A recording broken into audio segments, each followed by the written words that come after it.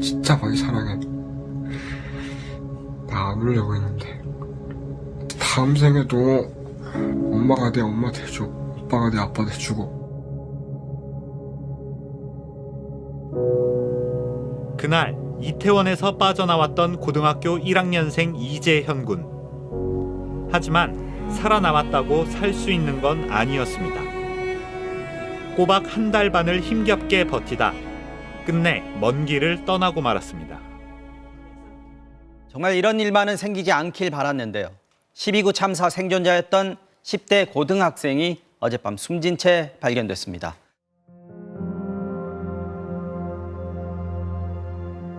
이 군은 어째서 돌이킬 수 없는 선택으로 내몰렸을까요? 마지막 순간을 스스로 찍은 동영상에서 아빠가 내 아빠 돼주고. 그는 친구들을 따라간다고 했습니다. 그렇게 어이없이 떠나보내기엔 믿어지지 않는 단짝들이었습니다. 왜 그때 거기서 아무것도 못했을까? 뒤늦은 후회는 무력감으로 커졌고 살아남았다는 안도감마저 곧 죄책감으로 바뀌었습니다. 기적의 생존자였던 이재현 군은 이제 159번째 공식 희생자로 기록됐습니다. 해가 바뀌었지만 참사는 진행 중입니다. 피부치를 잃은 유가족들은 물론이고 생존자들에게도 언제 끝날지 모를 고통의 시간들입니다. 집에서 자상하고 정이 넘쳤던 이 군은 해마다 가족의 생일 케이크를 챙겼습니다. 생일 축하합니다. 학교에선 친구들과 어울려 노래하고 춤추는 게 좋았습니다. 그날 밤 이태원에선 가장 친한 친구 2명과 함께였습니다. 귀갓길 지하철역을 가다 인파에 휩쓸렸고 의식을 잃기 직전 가까스로 구조됐습니다. 그런데 친구들은 그게 마지막이었습니다. 뒤에 있는 친구는 손도 까딱 못하는 상황이었기 때문에 볼 수가 없었고, 앞에 있는 친구 같은 경우에는 이제 그 친구가 의식을 잃어가는 과정을 이 아이는 계속 지켜보고 있었던 거예요. 근육세포가 파열될 정도로 다치고도 친구들 장례식장을 가야 한다며 이틀 만에 병상을 뛰쳐나왔습니다. 친구들이 너무 보고 싶다는 거예요. 자기가 자기의 속마음을 털어놓을 사람이 이제는 없다는 거예요. 힘든 일이 있거나 그랬을 때에는 의견을 항상 상담을 구하는 그런 존재였던 것 같아요. 애써 떨쳐내려 할 때마다 악몽은 기어이 되살아났습니다. 말수 자체도 너무 줄어들었고 잠도 잘 잘 수 없었고 버스를 못 타겠는 거예요. 막혀있는 그 사람이 이렇게 부딪히는 그런 공간 때문에 그럴 때 숨이 답답하고 불안하고 힘들다라는 표현을 저한테 여러 번 했었고 자전거를 타고 간다고 하더라고요. 일상을 되찾으려고 이를 악물었습니다. 참사 일주일 만에 다시 학교에 나갔고 헬스장에서 땀을 흘려보기도 했습니다. 그러면서도 답장을 보낼 리 없는 친구들에게 하루도 거르지 않고 카톡을 보냈습니다. 초반에는 나 잘 살아볼게라는 그런 말들이었어요. 근데 어느 시점이 지나가면서부터는 네가 너무 보고 싶다 이런 내용이 있었고 뻥 뚫린 가슴에선 그리움에 사무친 노랫말이 흘러나왔습니다. 물끄러운 이 너를 들여다보구나. 그것 말고는 아무것도 할 수 없어서.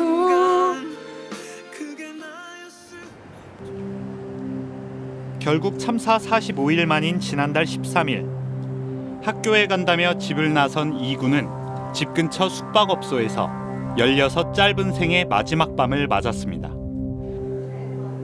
휴대전화에는 부모님과 동생에게 남긴 21분짜리 영상 편지가 들어 있었습니다. 스트레이트는 이 군의 어머니에게서 건네받은 이 영상을 고민 끝에 목소리만 공개하기로 했습니다. 나 솔직히 그냥 너무 보고 싶어. 상담사 쌤이 그러더라. 충분히 슬퍼하고 충분히 울라고, 그래야 마음이 더 나아진다고 했는데, 난 정말 충분히 슬퍼하고 충분히 엄마 아빠 없을 때도 많이 울었는데, 또 다른 생이별을 예감하며 남겨질 친구들도 빠뜨리지 않았습니다.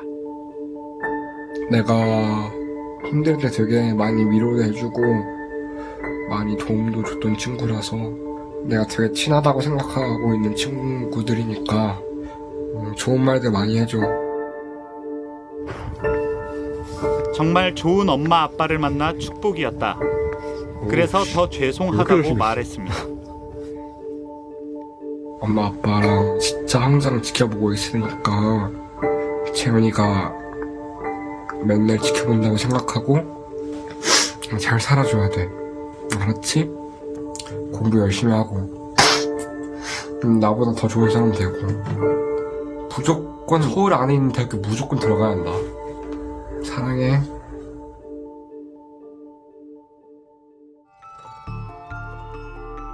서른두 살 홍두성 씨는 참사 현장에 함께 있던 쌍둥이 형을 잃었습니다. 생존자인 동시에 유족이 된 겁니다. 고향 부모님께 드릴 선물을 사자고 같이 나섰던 길이었습니다. 제가 숨쉬기 힘들어가지고 호흡 이렇게 가늘게 쉬고 있었는데 형님이 제 이름을 2번 크게 부르더라고요. 일단은 목소리 들어보고 하니까 괜찮구나 그렇게 생각하고, 홍 씨는 누군가의 손을 붙잡고 수렁을 벗어났지만 저만치 떨어진 형은 그대로 의식을 잃은 채 쓰러졌습니다. 형님이 저를 불렀을 때 제가 대답이라도 했으면 형님도 저처럼 힘내고 어떻게 버텼을까 싶기도 하고, 둘이 갔는데 혼자만 나와가지고 만약에 그 일을 막을 수는 없더라도. 같은 날 태어나 유치원부터 대학까지, 심지어 군대까지 동반 입대했던 형이었습니다. 잠도 매일 같이 자고 침대도 한 침대에 그냥 같이 있었어요. 맨날 집에서 자기 전에 뭐 큰 일이 있던지 작은 일이 있던지 얘기하고 했는데, 아침에 깨면 형님이 없어가지고 어디 갔나 싶어서 전화가 해봐야겠다 하다가 다시 또 막 사실을 깨닫고. 작가 김초롱 씨도 이태원에서 겨우 목숨을 건진 생존자입니다. 앞뒤로 압박이 심해서 공중에 발이 뜨지 않는 느낌은 숨이 안 쉬어진다라는 단순히 그런 느낌보다는 헐떡헐떡거리는 느낌? 그리고 오래 지속되면 안 될 것 같은데 라는 느낌이었고, 숨막히던 골목길에서 가게 상인들이 문을 열어줘 가까스로 참극을 피했습니다. 그러나 마음의 상처는 아물지 않고 있습니다. 잠을 잘 못 자는 게 기본이고요. 이명이 심해졌어요. 그리고 소리에 민감해졌어요. 약을 복용하지 않으면 일상생활이 거의 안 되는 수준이고요. 삶과 죽음의 경계마저 흐릿했던 순간, 살아남았다는 게 고통일 줄은 몰랐습니다. 참사로 돌아가신 분들의 죽음을 진짜로 나의 죽음으로 받아들이는 거예요. 왜냐면 정말 한 발자국 차이였기 때문에. 그러니까 너무 고통스러운 거죠. 그런 데서 오는 죄책과 자책이 나를 너무 괴롭혔고, 제 자신 스스로 좀 징그러운 인간처럼 느껴지는 거예요. 살아 있어도 되는가? 살았다면 어떻게 살아야 되는가? 뚜렷한 외상이 없더라도 참사를 겪은 트라우마는 지우기 힘든 상처입니다. 12구 참사 직후 윤석열 대통령은 유가족과 생존자, 목격자들에게까지 세심한 심리 지원을 약속했습니다. 관계 공무원을 1대1로 매칭시켜서 필요한 조치와 지원에 빈틈이 없도록 하겠습니다. 이제 2달여가 지나갔는데요. 생존자들의 얘기를 들어봤습니다. 참사 직후 나온 정부의 심리 지원 지침. 청소년에겐 캐묻는 듯한 느낌을 주지 않도록 유의하고 배려하는 태도를 보이라고 합니다. 그런데 재현군이 입원하자마자 병실을 찾아온 건 경찰이었습니다. 아무런 예고 없이 시작된 사고 조사. 친구를 잃어 망연자실한 상태에서 떠밀리듯 참혹했던 현장을 떠올려야 했습니다. 사고 당시 얘기들 자세하게 물어봤다고 하더라고요. 그래서 너무 힘들었다고. 저희 상황은 고려가 되지 않고 아이한테 자꾸 이것저것 캐묻는 것 같고. 다음 날엔 보건복지부 관계자들이었습니다. 전날 경찰서에 찾아온 일이 있었기 때문에 이번에 30분은 넘지 않아야 된다고 얘기를 하고 그러던 차였거든요. 저희가 병실을 비우게 되니까 이제 그새 가셨더라고요. 이후 한 대학병원에서 재현군이 받은 심리평가 결과서. 주요 핵심 정서는 우울감과 죄책감, 무력감으로 파악된다. 극단적 선택 시도에 대한 면밀한 관찰과 주의가 필요하다. 외상 후 스트레스 장애 진단이 내려졌습니다. 안 그래도 힘든 아이를 더 힘들게 하는 것 같고 자책감이나 이런 거에 더 깊어지는데 역할을 했을 수 있겠다라는 생각은 들어요. 면담하겠다라고 하는 것도 하지 말았어야 되는 거였어요. 설마 했던 재현군의 비극이 알려지자 한덕수 국무총리는 개인의 책임으로 돌리는 듯한 발언으로 논란을 일으켰습니다. 생각이 좀 더 굳건하고 치료를 받겠다, 좀 이런 생각들이 더 강했으면 좋지 않았을까 하는 생각이 듭니다. 한 총리 말대로 치료를 받으려 하면 문제가 없었던 걸까요? 정부가 지원한다는 심리 상담. 기관이 바뀔 때마다 지우고 싶었던 기억을 꺼내놓아야 했다고 합니다.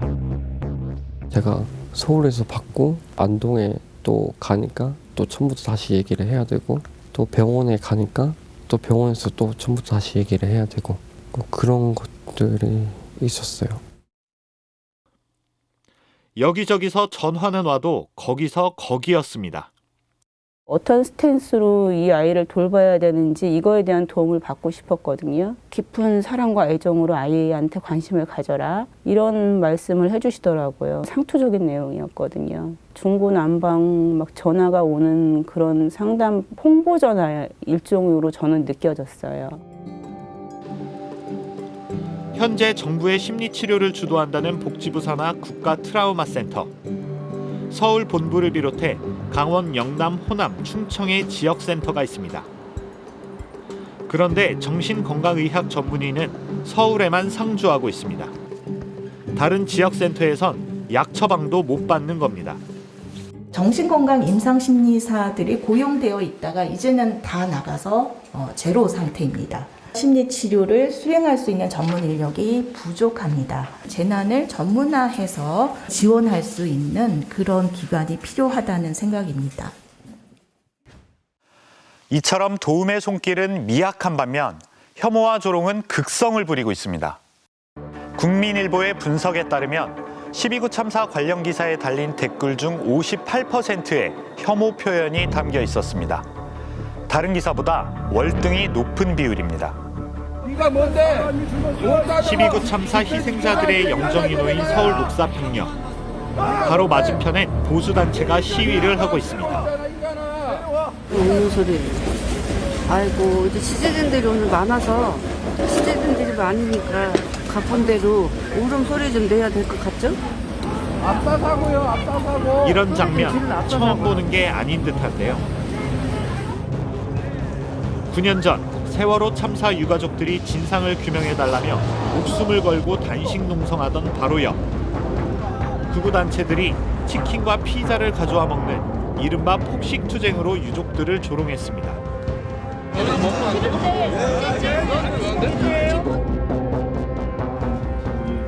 당시 일부 정치권은 또 어땠습니까? 저희들 기본 입장은 이것이 기본적으로 사고다. 교통사고다. 지금도 비슷합니다. 참사 영업상의 새로운 무대가 되는 건 아닌지 참으로 어렵습니다.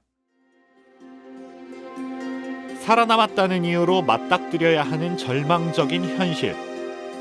친구 수백 명을 먼저 보낸 세월호 생존자들도 달라진 게 없다고 입을 모았습니다. 제가 자주 얘기를 들었던 것 같은 건 정치적으로 이용당한다고 해야 될까? 또 그런 얘기, 시체팔이 한다. 그런 걸 보면은 달라진 거는 크게 없다고. 어느덧 9년이 지났지만 아직도 악몽은 불시에 뇌리를 파고듭니다. 가만히 있다가도 막 천장이 갑자기 무너져 내릴 것 같고, 어디 건물에 갈 때도 출입구부터 우선 잘 살펴보고 무슨 일이 일어날까 봐. 그때나 지금이나 사람이 가장 무섭습니다. 무의식적으로 계속 나를 다른 사람들이랑 분리하고 있더라고요. 가끔 택시를 탈 때 기사님들이 혹시 단원고 학생이냐 그렇게 물으면 가슴이 철렁할 때가 있었고. 스스로 살 길을 찾아야 했던 세월호 생존자들. 참사 5년이 지나서야 그들만의 쉴 공간을 마련했습니다. 그래서 이름도 쉼표. 정부나 지자체가 아니라 시민사회의 후원으로 세워졌습니다. 얘기하기도 편하고 좋은 것 같아요. 크리스마스쯤에 같이 모여서 파티했던 기억이 남네요. 저는 같은 상처를 가지고 있는 사람들이 같이 모여서 있으면 좀 더 나은, 서로에게 나은 영향을 준다고 믿거든요. 특별한 프로그램이 있는 것도 아니었지만 생존자들끼리 음식을 만들어 먹고 이야기를 나누는 것만으로 큰 힘이 됐습니다. 우리 친구들의 일거수일투족이 어떨 때는 노출이 되는 거예요. 아이들이 어디 가서 분식집에 가서 분식 하나도 먹을 수가 없어요. 친구들이 여기서 뭘 하든지 간에 안전하고 안정되게 있다가 갔으면 좋겠다. 2001년 9.11 테러를 겪은 미국은 참사 현장에 추모 공간을 만들고 22년이 흐른 지금까지도 당시 피해자들을 지원하는 프로그램을 운영하고 있습니다. 국가가 막아주지 못한 피해는 국가의 책임. 그게 상식이기 때문입니다. 그들이 계속 진정성 있는 사과를 원하는 건 살고 싶어서이기 때문일 거예요. 일상으로 돌아오고 싶어서. 근데 일상으로 돌아오려면 누군가가 책임을 지고 다시는 안 그러겠습니다. 변화하겠습니다. 라는 약속을 해야 내가 살고 있는 이 나라를 다시 믿고 그래 그럼 우리 다시 돌아가서 열심히 살아보자. 이런 마음이 들 거 아니에요.